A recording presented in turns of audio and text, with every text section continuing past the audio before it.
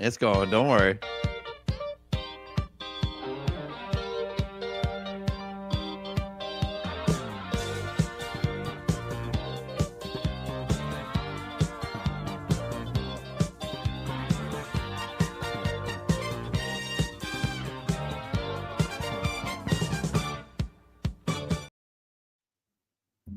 Hey, what's good, Chargers fans? Welcome to Bolt Blitz Uncut.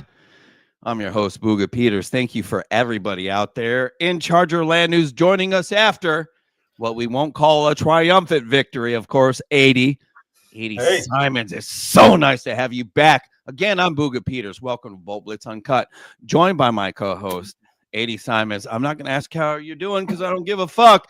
Talk about the game and the Chargers squeaking out a win here against the Tennessee Titans.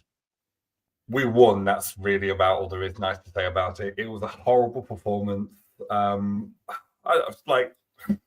was a couple of nice spots, but we got in there. It came out of a win. That's really about there is. On to the next one, Pittsburgh, next week. Yeah. So hold on. I love this because as much as we're going to break down some portions of this game, AD and we kind of talked pre-show, and what we're not going to do is dwell on the inadequacies of this game too much because I don't think it helps the team move forward. Big shout out to Charger Chick 55 on Twitter and X. Jessica Thompson, we can't keep up with how often you share the show. 80, that's the biggest smile I've seen you have. How much do you have to say in support of what she does to support the show? All of the regular guys between the group chat and the guys on Twitter that we've known for ages. We're a small show. We're still emerging. It's going to take time, but it's nice to have that nice core of people behind us. It's not just nice, it's comforting because 80 and I show up and it's just like, oh shit, okay, our pals are here. Let's have some fun. Let's get comfortable. Let's have another, if you will, and let's settle into what happened. 27-20 victory. Chargers over the Titans. Listen, we saw that 7-0 Titans lead, and it's not exactly anything the group chat enjoyed. 80, the Chargers and Jesse Minter, they started to figure things out as the game went along. But, you know, is there any reason for Chargers fans, the hashtag Bolt fam, to be concerned regarding Minter, or did they really get it in check and maybe they kind of did look forward to that Pittsburgh game coming up on Sunday night there in primetime? It's very similar to, I think, most people kind of had this down as a W straight away, like the Giants game. Everybody had it down as a W and maybe just underestimated them. I mean, they've just fired their head coach recently, and Mike McCoy's now their head coach, and that guy's going to want to have a job. And they're in a difficult situation. They're probably going to have the first or second pick for this next draft, so they've really got nothing to lose, which probably makes them more dangerous at this point. So there's an element of underestimating them, and then it didn't look like a great performance. I think any capable team that wasn't 1-7 would have probably beat the brakes off of us. So under a different, I got you, brother. We're here to pick each other up.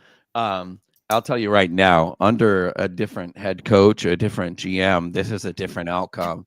Chargers see the Titans jump out in front early.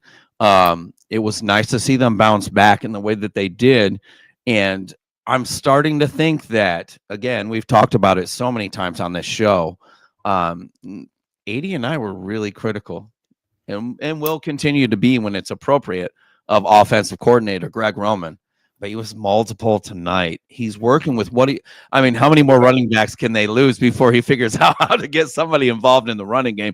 He's making Monty Vidal look like not just viable, but like a Pro Bowl back. And I don't put a lot of stock into the Pro Bowl, but 80, when you look at what Roman's doing, we talked about it, and you corrected me in the group chat. Well, we talked about maybe Roman's not the problem. Maybe it's just that general manager Joe Ortiz is not putting the right pieces in place for him to execute his offense to his best degree. Well, yeah, I mean, before he came to the Chargers, he had a top 10 running offense every year. I mean, every single year. Bills, through the Ravens, and everywhere he's been, and everywhere where he's controlled the show, he's had a top 10 run. And you kind of know what his blueprint is. He's power run, gap scheme. He's going to run you over, and then work. Hold on, no, let me interrupt real quick. It's not just gap though. There's other shit too. They're still running, or they're running stuff outside of that. They try to get outside the tackles, but as soon as Slater went down, and it was just a reliance with Alt on one side, you know better than I do, but you know that collapses how you run outside the tackles. Yeah, but his main blueprint is he's going to run you over, and. I'm through the heart of the defense is what 80's getting at. Yeah, I'm not a fan of this most recent draft. There's a lot of people I'm not convinced about when it comes to both sides of the ball. I don't feel like this is as strong as most people believe it is. Down from like the tight end position, great. We've got Oronde Gadsden, who's turned out to be a diamond in the rough and a really good wide receiver. Emphasis on the wide receiver portion. I'm with you. And listen, hold on. I want to do this real quick before people think that, especially even in the group chat, because y'all's opinion matters to us. As much as 80 and I have picked on Gadsden, it's not that we're saying, oh, this guy's horrible. It's not that. It's just a matter of whether or not he fits what the Chargers offense is trying to accomplish with a Greg Roman as the offensive coordinator. What he does do as the OC, Greg Roman, is he is now finding ways to put Gadsden into wide receiver situations to make plays. 80, when you watch the way that he's employed, let's give Roman his credit. I mean, it's pretty inventive in the way that he's getting him involved. Yeah, absolutely is. The way he is with matchups, with red zone, and essentially the last couple of weeks where Quentin Johnston's been less productive, he schemed Oronde Gadsden to do what Quentin Johnston would have been doing previously. So he saw. Hey, by the way, 80 was laughing because he saw David Shaw's comment. I guarantee it, because QJ had a couple big catches with hands, as our guy David Shaw pointed out. Well, I didn't interrupt you, but I do that because I run this shit. When you saw QJ doing that with his hands, did you shut up for a second, or were you still like, yeah, you got lucky? Yeah, I actually have it in my show notes here that I was actually really impressed. So one of the things I did say earlier was it reminds me of Malcolm Floyd from like 2016 era, when him and Phillip Rivers with the back shoulder fades, which were just a staple of the offense back then on the outside. And I was just like, damn, that brings back the memories. That was fun. But between that and the beautiful pass into the corner on that flag route, was like, that's just it was amazing. A total flag, and he sold it. So everybody saw the catch, and you and I were most impressed with the catch. But when I saw him broke off and you know what a flag is, for those of you who don't know, it looks like a post for a second. It's a hard post break, and then you really hit it to the corner of the pylon in that case because of down and distance. I'm not sure QJ has ever run a better route. And then 80, give him his flowers. Yeah, right there, man. That was a tough grab too. I have it handwritten in my notes here that I actually, watching Quentin Johnston, actually impressed. If you paid attention at all, he's not even capable of saying that. I'm not sure I believe it. No, like since like the scout footage that we did on him, like from when he was drafted, like I've shit on this guy continuously, and very justifiably have done so. This game actually made me think, oh, okay, not so bad. He's had a couple of weeks off and learned some new stuff. I love that. Hold on, I think it's important to point out that he did have a couple weeks off, and what I saw is lack of targets. I saw a lack of opportunities. I didn't see a guy hang his head. I didn't see a guy hang his head down. I saw a guy who came back, and then again, lo and behold, it was a performance like today. It's not that this is a show that's ever going to be disingenuous. We're going to call out whatever we believe, no matter what. Y'all know who we are, but QJ really put it on paper today, making catches. The one in the corner, I'm so glad you brought it up. The corner of the end zone, when I say I had zero doubt, I mean I had zero doubt he would drop it, and it was just right in there, and it was high and tight and just props to Herbert, but how can we not give QJ his flowers right here? Yeah, this time last year, he's not making that. He is not making that. No, not enough confidence. And even on the back shoulder fade up the sideline. Last year, he's not making that. I mean, there was the one against JC Horn against the Panthers last year. Yeah, it's busted coverage like every other touchdown. The extended one. The extended busted coverage ones you and I recognized, and then we had to listen to Twitter tell us like, "Oh no, that's all QJ." Like, come on, y'all. Hey, I'm the one that started that thread. I know. I piggybacked off you. I have no problem admitting. I'm the guy who started that thread, and then I saw about 6 months into the season, like somebody else using my photos was doing the exact same thing. I was like, "Oh, motherfucker." Yeah. Imitation is the most sincere form of flattery until they just don't have the watermark in there. You know what to do with that shit. Yes. So my Twitter game has been up somewhat, and I watermark everything now. I know. Hey. But what's funny is for those of you who are not aware, 80 is really sneaky with that shit. So if you think you can take his shit, it will have our watermark on there somewhere. Listen, you guys are listening to Bull Blitz Uncut. Thank you for joining us. It's a slow show, but it's because it was a Chargers victory over a Titans team that a lot of fans just kind of counted as a victory ahead of time. AD, you and I have both, and most of our fans here in the chat and the comment section, we appreciate you all. David Shaw, James Allen, appreciate y'all. Appreciate the love. This was not a game I counted as a victory. In fact, I was terrified leading up to it. And then the Titans get out to a 7-0 lead. Tony Pollard's hitting the edges.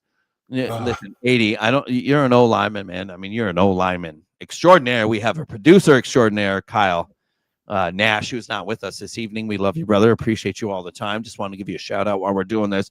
You watch the way that the Chargers are getting gashed on the edges.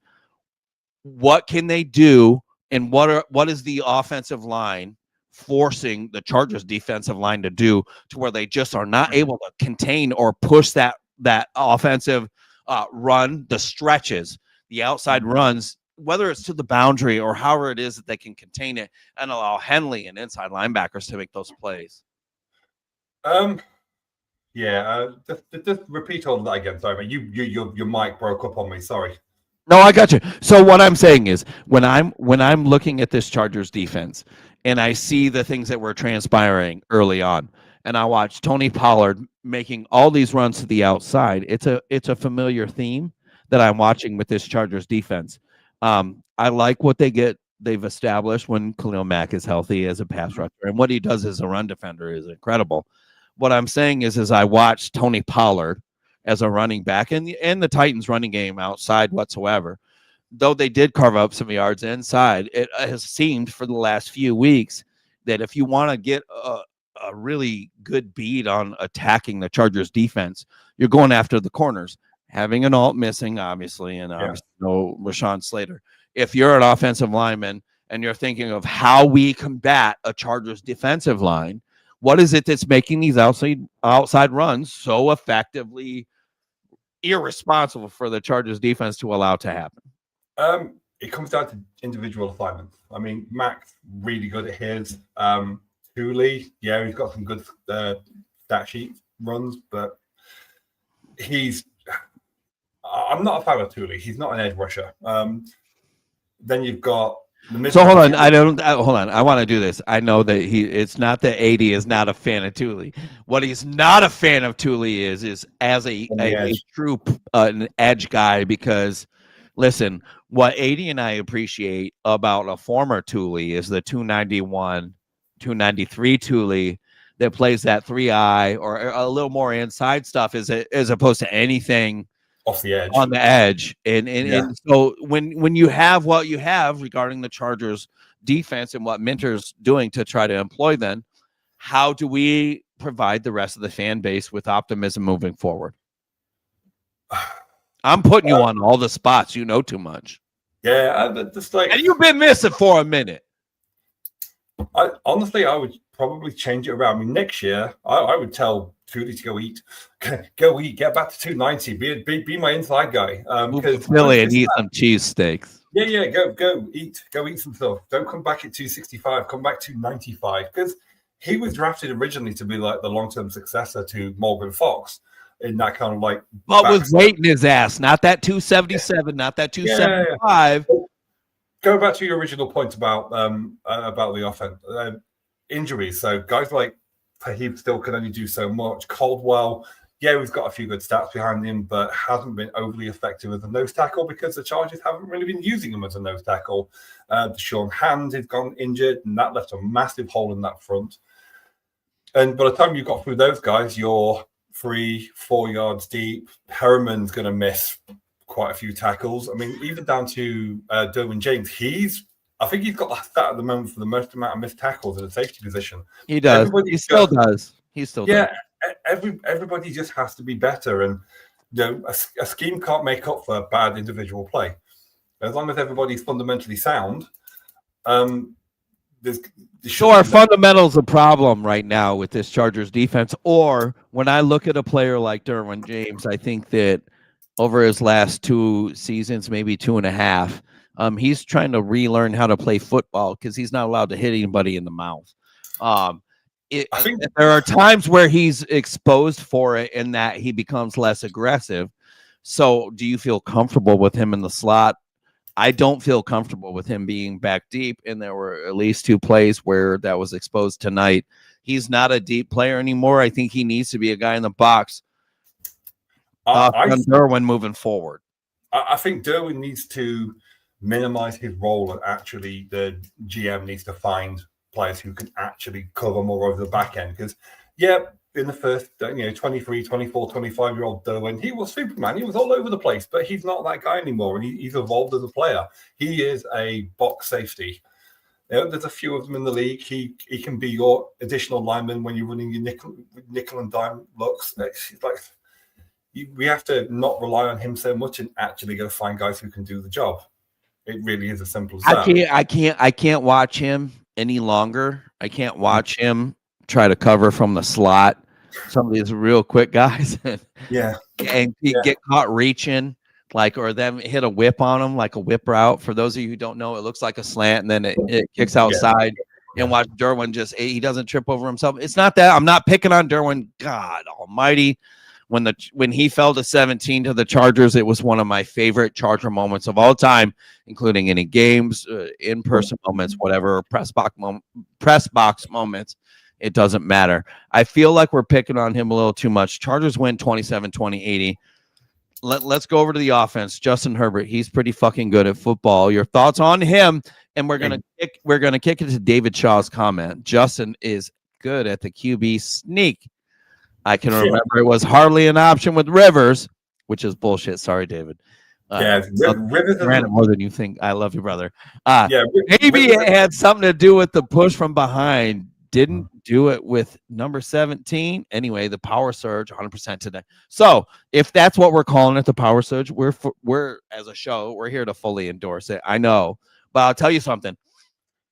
17 got quite a few. In fact, if somebody can pull the really random bullshit stat, I would imagine it's not Brady level and it's surely not Jalen Hurts level. But Rivers was very successful on the times that they did use the early sneak. I'm not saying it was in his contract, but I will say that Rivers called his own number if he was going to sneak after a few number of years. It was not up to the offensive coordinator, head coach. Just figure it out, do your research, or talk to some people who know better than I do, and you'll figure out, oh my God, this old guy's right. AD, you look at this offense. Justin Herbert and the power surge. It's a little interesting. They ran it several times. Your thoughts, and it's not the tush push, and God, can we get some guys who can actually block up front to help him with it? Yeah, I mean, that's pretty much. It was pretty sad. That's going to be the underline of this season because those interior 3, they're going to dictate how the season goes. I mean, we lost Slater. We've got Alt out again. But those 3 are going to probably be the end of the season. They're going to end up doing something when it comes to a stunt or a twist or just miss a block. And they're going to end up they're going to be the problem. AD, you started playing football at a young age. And then I'm assuming you've always been at least an offensive lineman or defensive lineman. How young were you when you heard that or realized, and your football acumen is insurmountably obvious to me, at least. How young were you when you realized that pressure in the face of the quarterback is the way to really get things done? The edge is cute and the blind side, and we understand that, but when it's right in your face, it's different. The interior line, we spoke ad nauseum as a group chat. We did on my Facebook page, your Facebook page, our Twitter accounts, anybody who would listen. When you have that pressure up the middle, I mean, how much does it really affect your offense and what the quarterback's allowed to be able to accomplish? But it's probably the worst because like you almost like expect to have like a little half ring around you where the edges are going to come in, they're going to contain, and that you allow the QB to kind of step up and scramble out. But those guys are letting through way too much, and that when they do come, you've got nowhere to turn because you've been pinned in by the tackles, by the guys off coming off the edge. It's going to be a thag. You collapse that pocket up the middle, the A and B gap, and that's where the rest of it goes. Yeah. So here's the deal. We've talked about as much as I like what Thule's done over and over again, especially early in the season, and though he doesn't show up in what many would consider the right ways via the box score, he's done a lot of things. A guy like him right now, though he's not playing where you and I would like him to be, nor the way he would prefer him to be at, he's dealing with a lot of shit. There's not a lot of hay being made for him along the interior. Tier Tart was a little absent tonight, yet again, Chargers 27-20. Big game on Sunday night. I honestly kind of shifted to London time and went to Monday morning. Sunday night game against Pittsburgh. Weird team for the Chargers to match up against. We'll see how that team shows up. How concerned are you about the way that this game played out regarding how you address how they're going to be able to play against the Steelers moving forward? I think Aaron Rodgers is going to pick us apart, quite frankly. I mean, the Steelers have always been really stout in their front seven. Always been really stout. They can get pressure from anywhere. I mean, Cam Hayward on his Zimmer frame will push Bradley Bozeman, Zion Johnson just into the backfield. Into the ether sphere. And then they've got other guys. I mean, they've spent their first round this year on Harmon. They've spent their fifth round on Yaha Black, who's a player. Yaha Black, who is good too. You know, we like him out of Iowa. I know. Don't you brag on this show. They reload with guys, and they're just able to just put people in the box. And even when their offensive line play, they're able to get people. Like Zach Frazier. I mean, last year he was projected to be a 5th round pick. They took him early in like the 2nd round, and he ended up being a top 5 center last year. We don't do that. Chargers don't do that. That's a problem. The thing is I think that Ortiz has his thing, and he's hit on some incredible players, and I'm excited to see how they all these the last 2 draft classes play out in entirety. But the lack of addressing the interior line is something that we've been bitching about for way too long. Today, as we've mentioned multiple times throughout the show, the interior line has been an issue, and it will continue to be as long as Bradley Bozeman is the center. That I know he's old, but old man Cam Hayward is sitting there in Pittsburgh, and they're going to figure some shit out. And do we know if TJ Watt's healthy right now? I don't actually know. I can take a look at that, and I'm going to talk about the Pittsburgh team a little bit. Yeah, the thing that 80 was talking about earlier regarding Aaron Rodgers is he is somebody. I know how old he is and his ayahuasca and bullshit things off the field, and perhaps he partakes in a little plant medicine like the host of this show. They can still pick some teams apart because I'm telling you right now, still one of the fastest releases in the league, still top 5. And as of 3 years ago, it was the fastest. 80, what do we know about the injury report regarding the Steelers offense and possibly the defense? I mean, everybody seems to be okay. There's not a lot. I mean, Peyton Wilson, linebacker, he's a relatively new draft pick. He's NC State run and chase guy, incredible player. Yeah, I mean, they've got Jalen Ramsey. He's okay. But he's getting burned everywhere. He's kind of running out of. I'm not gonna lay off. I'm sorry.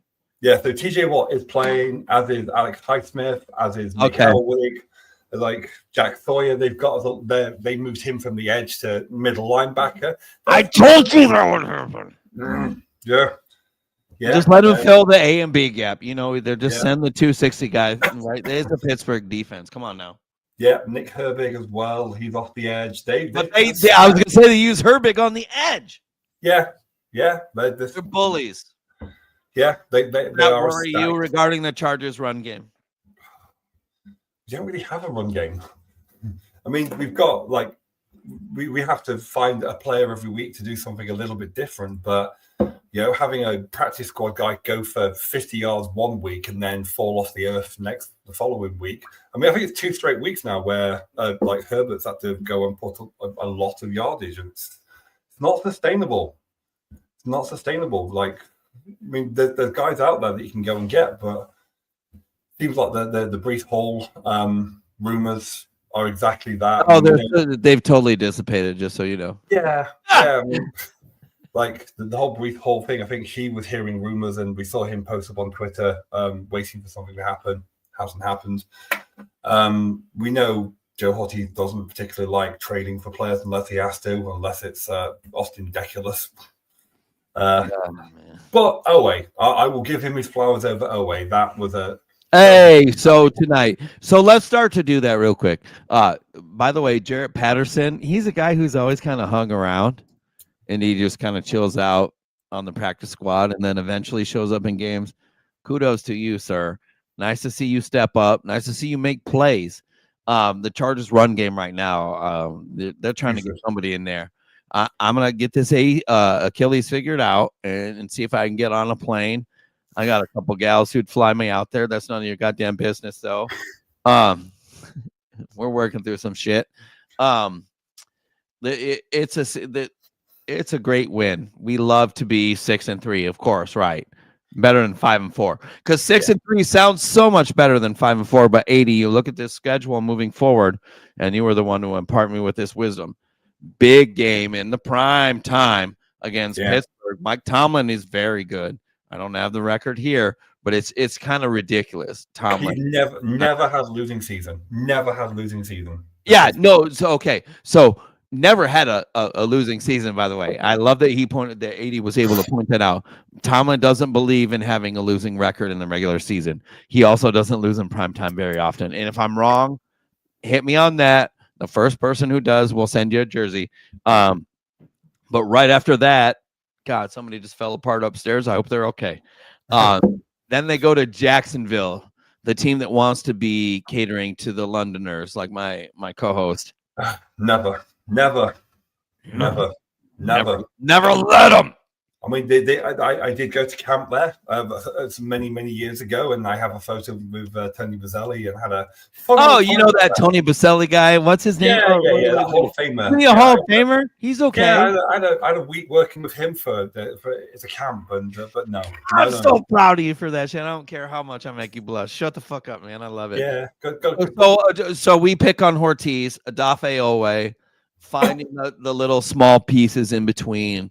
Ortiz has done what he has been able to do with limited cap space. I want to do this for the Charger fans out here, and I did not brief 80 on this in the pre-show. Oh, okay. But no, this is simple. I promise. Can we cut Ortiz a little bit of slack because they have no fucking money? Can we talk about that a little bit? It's limited. There are ways to do that. We can restructure, or they can. Pardon me. They can restructure a Derwin. They can find some different ways to do it. But can you let people out there know this is not a time of the year where you just get some marquee blockbuster signing? Please quell those type of feelings, sir. Yeah, but there's a really good guy that's just hit the street called Damian Martinez, who is a rookie. I'm not going to shut up about the guy. The guy. I mean, we all know what the stats are on this guy, and it's just like. Okay, it didn't work for him. They released him from the practice squad to put somebody else on. But this guy, production and the type of offense that we're running, he is a top 3 in his last draft. He did better in certain situations than the guy we drafted in the first round. Okay, hold on. Talk about that. I'm going to do this. I'll let you get away with it sometimes. I introduced the chat to Damian Yes, Martinez. you did. You did. I'm just going to throw that out there. And here's why. I didn't even know that he ended up grading out as the top, not top 3, the top runner in the gap scheme that they were running at Miami. He was the top gap scheme. Forget Genty, forget Hampton, and everybody knows that Hampton, well, anybody who's listened, Amari Hampton was my favorite player on the entire draft class. That being said, my favorite does not matter when I look at the things that I understand when it comes to football. Damian Martinez literally is the best at what the Chargers, without being there, without being there in that system, he was the best at what they try to accomplish running the football. The fact that he's not on a squad right now is killing me. They have room for him. Oh, they have the room. Can we get louder? How many more mountaintops do we have to climb on top of? Always one more until he's actually done. Yeah, until it works. There's always one more until it's done. I wish my kids could hear that shit. I'm so serious. There's always one more. But as you talk about money, we at the start of the season, we had plenty of money. Plenty of money when we were throwing around stupid amounts of money to make Rashawn Slater the highest paid tackle. Still don't agree with that. We had plenty. You mean the future left guard or right guard or center? Go ahead, keep going. Oh, we had plenty of money when we wanted it, and now we've not shored up the positions that we needed to shore up, and now we have no money. So, sucks to suck. But the money comes in next year. The way that the contracts play out next year, we'll have some space to do some things. Listen, we don't want to get off track, and maybe AD and I do that every now and then because we haven't talked in a minute. And he and I enjoy talking football with each other more than we do entertaining you. And don't take that personally. It's just we miss each other. Chargers win 27-20. It's a victory over the Titans. They were a 1-7 team. They're now 1-8. The Chargers are 6-3. As we mentioned earlier in the show, 6-3 sounds so much better than 5-4 because it's important in a division where, I don't know, it's tight. Yeah, sure. The Denver Broncos have the best record in the division. But who's 3-0 in the division? Just one. Us, but now, we've got boys with the lightning bolts. Hey, so we've been asking this online, and I don't like. Hey, listen, I'll talk to you about jerseys offline, online, whatever. But we're hearing a general consensus all of a sudden that everybody wants to get the Navies back. Oh no, it's the main. What are your thoughts? And I'm one of the hardest folks that ever tried to lobby for the powder blues being the main, and then we keep the navies in, and then they did the weird navy thing with the lack of a lightning bolt with a weird gold outline. It was bad. It's a Bull Blitz jersey behind me somewhere. I hate it. Your thoughts on that type of a conversion to make the all navies the home jersey? No, I like the powder blue. Powder blue with the gold pants. That's my favorite combo. And it's so rare. But anyway, keep rolling. So it's not that you dislike the navies. No, I just prefer the powder blue. I mean, like my favorite. I have many favorite types of ice cream. I just have one for one over the other. I love that you did that since you weren't able to join us for ice cream with Amy Trask, you motherfucker. No, I'm gutted. I asked about you and talked about you on air. I was listening. I was driving 500 miles that night. I was in the middle of something. So, I would forbid you make money for your family. I know. It sucks. I've had to, buy nice houses. Hey, man. yeah, real nice houses. I've seen your shit. Listen, man, I'm so proud of you and everything that you do for your family. And you're a great example for the Bull Blitz group chat. And a great example for everybody who's listening to Bolt Blitz Uncut. We do certain things in the chat. And James Allen, shout out to you for everything you do in the chat, too, because I think you set a great example. For all the men in that chat, 80, it's a Chargers victory, 6-3, deep breath, head to Pittsburgh. Aaron Rodgers concerns the shit out of me. I'm not sure that everybody's ready for a transition into another game. We won't go too long with this because I got to get out, but you look at this matchup against Pittsburgh. I don't like the way that it kind of unfolds necessarily, in that I feel like what Tomlin is going to do is they're going to be real physical up front. Oh, yeah. On both sides of the ball. How concerned are you about this Pittsburgh game? But Pittsburgh, they're going to outmuscle us. They're going to overpower us. They're going to come at us from everywhere. This is a game that I don't expect to win. And I'll say this now. I'm not expecting us to win. Aaron Rodgers is playing absolutely out of his mind at the moment. And like I say, their lines are better than ours. And I certainly remember Cam Hayward going after a bit of targeting on Justin last time. I expected you to brag on Zach Frazier and again to piggyback off of what you can. Look at James. Yeah, we love you, James. We appreciate you so much, brother. And look at 80 blush when I said your name. I saw it too, and I hope you did too, James. Football's a game about physicality in the lines, and the reality is they're better than us in the trenches. And Jim Harbaugh get a message across. Listen, it'd be nice to talk about mentor, but can Jim Harbaugh get a point across to this team to where we have to be a little different? We're not just don't let the powder blue. I'm tired of the don't let the powder blues fool you. I need something that's a little more aggressive. I don't know about you, but I'm fairly certain Jesse Mentor's maybe about my size. Don't you be a bitch. Don't you be a dick. Don't you dare. But I'm not. Unless he has the best game plan ever, I'm not really buying into what he's selling. No, I think they got to figure some shit out, man. It's going to be a different game. I think there's a pretty good chance that he's not a head coach anywhere else next season after this year. Yeah, we definitely. Listen, I love that you said that because it means that for the Charger fans that want Mentor to stay around, he'll be around for as long as they want him. I do need folks to start to understand. It's time to start to look at it. It's time to start to look at it. Hold on, let me get this up here because if I don't give him his love, he gets ornery and he sends me mean things when y'all aren't paying attention. I love AD. Dude, offensive line knowledge. Thank you, James. I appreciate that. Not just awesome. What he does is he empowers me to be able to hop on some of these shows I don't belong on and some of these group chats I don't belong in and say, oh, yeah, here's what's happening. And everybody's like, oh, yeah, that makes sense. And I'm like, yeah, I'm glad I thought of it. Yeah. Yeah. We still haven't talked about my time with Duke yet. Though. Hold on. I got you. Oh, okay. I love you so much. Here's what we're gonna do. Chargers win 27-20 over the Titans in Nashville. So proud of it. Listen, this is not a show that overly rips on the team or their victories ever, but we're really honest about everything. One thing that I owe, especially my co-host, whom I've missed so much, I literally said earlier today, I cannot wait to talk football with you again because I miss the fact that he hasn't been here. You have the Thursday game. Not until today. I was so glad it was an early game. Yeah. 80, our boy, 80 Simons, our 6'11", 335 offensive tackle. And man, you don't want him inside because you can't throw over the top of him. He spent the time, the money, and the effort, and he actually attended an offensive line camp hosted by the one and only Duke Manyweather, friend of the show because he's friends with 80. Yeah. I've had a relationship. Talk to me, man. What was it like?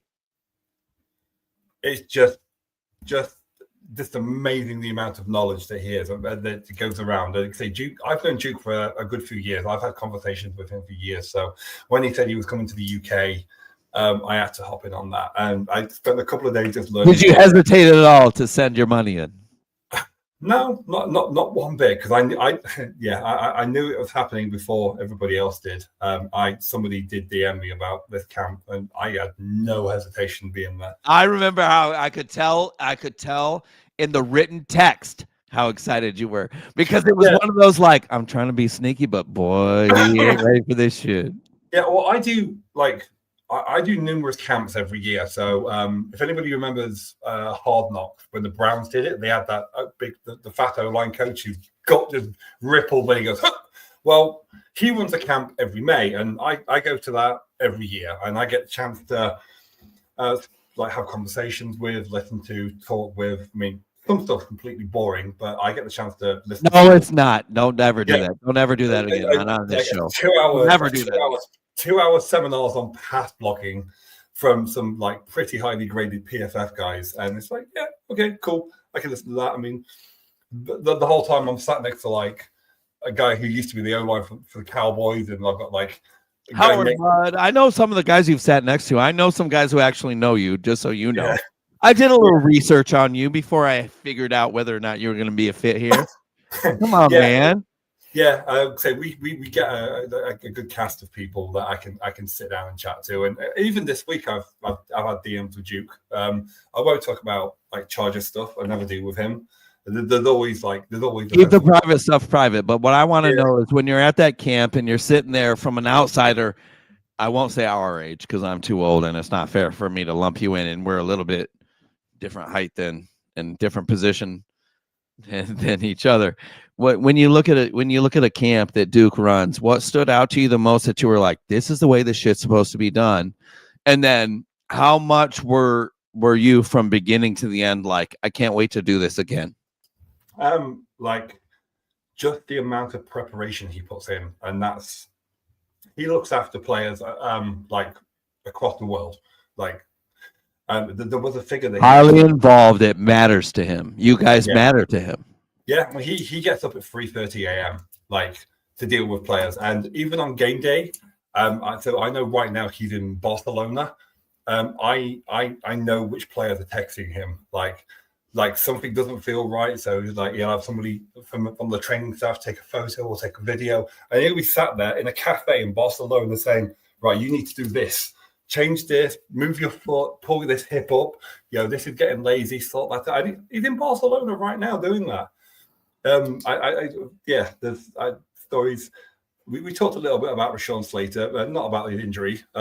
Sure, not fair to do that anyway. No, I would never. But just the amount of preparation that goes into it, and like the proof is in the pudding. So in the 6 or 7 years that he's actually had O-line masterminds, he's been responsible. The guys that he's coached from combine through to the league and getting their extensions, he's been responsible for about $1.5 billion in O-line contracts. As I like to say to people, is that good? Yeah. So he's incredible. What are we doing? So he currently coaches the highest paid center, the highest paid guard, Creed Humphrey. Don't make me guess them all. Trey Smith. Yeah, from the Chief, and tackle. I'm not guessing. I'm not. Don't do that to me. Yeah, Rashawn. Yeah, later, the highest paid tackle. So he's got. Yeah. Why did they not say the Charger? Anyway, yeah. I mean, hold on. What AD's trying to point out is, and what then I'm trying to piggyback off of is, we're just a little bit of a different show in that this was not a forced access. This was AD literally lives all the way across pond, as we like to throw around as Americans, and there was no doubt, as he clearly pointed out, that when he found out Duke was going to be there, that he was going to be a part of what he does. And it's for those of you who are unaware, which you all are, AD is kind enough to share a little message here and there to prove the fact that both Duke and AD do have a relationship in communication, in that I'm jealous, fucking deal with it. AD, you see a guy like that. Let's talk to these fans a little bit, because it's not every day that the people you look up to in the NFL world are available to you at all, and it's far less rare that they're actually willing to be a part of your dialogue or make it a dialogue with you. How'd you feel when Duke was like, "No, it's not just that I should talk to you. We should talk often, or enough to where I feel like you're getting what you need out of this"? Oh no, it's like he really cares about the players and the coaches that he kind of looks after, and you can message him at any time and you can just talk like football, and he will pretty much get back to you if you have that relationship, which is one of the cool things about Duke. I'm gonna work on a kick step. If you won't get him on the show, I'll get him on the show. Listen, I'm 5'7", about 180-ish right now. I have a good kick step already. And I fucked dudes up as a blind. Listen, man, I was the utilitarian on the entire team, man. Line me up in the backfield. I'm gonna hit somebody in the mouth. I'm gonna keep QB clean, even though he's the strongest guy on our team, and he probably should have been a center. But that's nobody's business, because all of my coaches were fucking stupid as shit. We need Duke, and it's up to you. And I'm putting you on the spot regarding that. Chargers win 27-20 over the Titans. We have a special announcement. AD knows about this, I believe. But Bolt Blitz Uncut, where I'd be remiss if I did not mention this. It will not have anything to do with tonight, but Jessica Thompson at Chargers Chick. It might be Charger Chick 55 on social media. Jessica Thompson. She is now the new reporter and game day reporter for Bolt Blitz Uncut. She has now hit, I believe it's 62 consecutive games in a row, home or away. I cannot think of anybody else that I'd rather endorse. I get confused for being a very huge, giant Chargers fan, and though I am, I don't have the commitment that people like that have. And the other reason that I feel confident in backing her up is I don't know that anybody does. 80, you're a guy whom you and your family, you're sporting Bolts all the way across the pond. You're watching games at 2:30, 3:30, 4:30 in the morning. When you see somebody going to 60 consecutive games, Brazil, London, I mean, we're talking about something serious. How excited are you for her to be an integral part of our team? Oh, it'd be nice to have her. It's nice to kind of hear the stories about what happened on the road, and one thing, the like when you've been to that many games, the players know you, and you get to chat to some of the players, and some friends of mine, the Millicans, they're VIPs with the Chargers, and a lot of the guys will come up and like say hi to them, and I know Derwin does quite a lot, and it's nice when you can just like walk up to the sideline and sit behind their bench, just like chat to the guys. And I've last time I was in LA, they hosted me. I got to sit like VIP 223 right behind the defensive bench and go chat with them. It's great. You know, it's funny that you bring up the Millicans. I honestly want to piggyback off that, and I can't think of too many people I've met within the Bolt fam who've been more courteous, supportive, encouraging than Nick Milliken when it comes to anything I've had to do over the years. He supported friends of mine who didn't deserve it, and he's been around for a very long time. He will always be appreciated, and of course, his lovely wife Mariana will always be appreciated. Yeah, my son calls him Tio. Tio, yeah, Tio. Tio. Well, he was Uncle Nick. He was Uncle Nick here for a minute too, and we'll figure out if that happens again. Yeah, my son, they adore my son, which is great because when I send him to D1 college like USC, they'll be looking after him. You did something there, Nick. 80. I love you for that so much. Challenge me on there. I like that because it's worthy of putting me in a position to say live that I miss you too, Nick. More than you miss me, probably. I fucking hate you for doing that intentionally. I know what you did. But I miss you more than you miss me. I'm really glad that was pointed out, excuse me, at the end of the show. The Chargers, they come away with a victory. Big primetime game against the Steelers, as 80 has pointed out, even though he'll be up at the butt crack of dawn there, probably driving truck, doing whatever he can do to catch whatever he can regarding the game.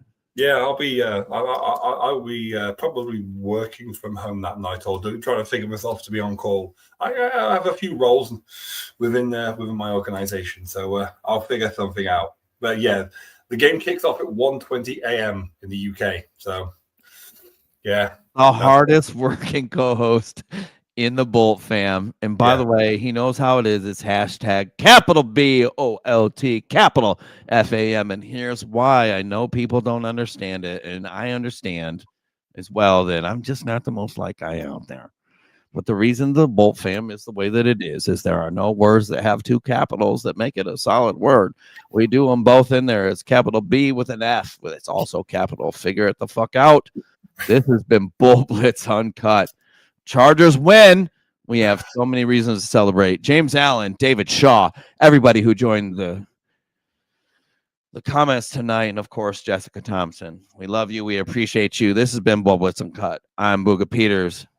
Hopefully y'all like 80's working on that, and I'm going to send him all the shit I can get him. We love y'all. Peace out. Cheers. Eventually.